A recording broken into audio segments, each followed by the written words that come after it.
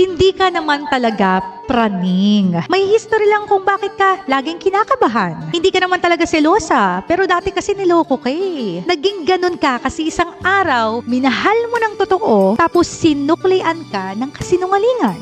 Kaya ngayon, kahit simpleng delay lang ng reply, kinakabahan ka na. Kahit simpleng busy lang ako, nag-iisip ka na. Kahit maliit na pagbabago sa tono, ramdam mo na agad. Hindi dahil mahina ka, kundi dahil minsan ka nang nasaktan nang hindi mo inakala. Hindi ka naman talaga overthinker, pero dati ginawa ka ng option eh. Hindi ka naman talaga demanding, pero dati kasi hindi ka na pinili. Kaya ngayon, hyper-aware ka na. Kasi alam mo na kung anong pakiramdam ng mabigla, masaktan, at maloko ng buong buo. Di ba minsan, ginagaslight pa tayo ng tao na overthinker ka kasi, praning ka kasi, pero lagi kong sinasabi, walang taong gustong mag-overthink. At walang taong gustong mag-isip ng mag-isip, walang taong gustong maging praning. Pero nagiging ganon tayo, hindi naman dahil ginusto natin, kundi may history na kasi ng panloloko. Kaya dapat intindihin din natin bakit ganon yung attitude minsan ng tao. Bakit parang minsan ang hirap niyo magtiwala? Bakit minsan nagtatanong siya? Bakit minsan paulit-ulit siya? Bakit minsan naghihigpit siya? Bakit nilalagyan niya ng boundary yung relasyon ninyo? Kasi baka before, ang dami nang nangyaring hindi maganda. Lalo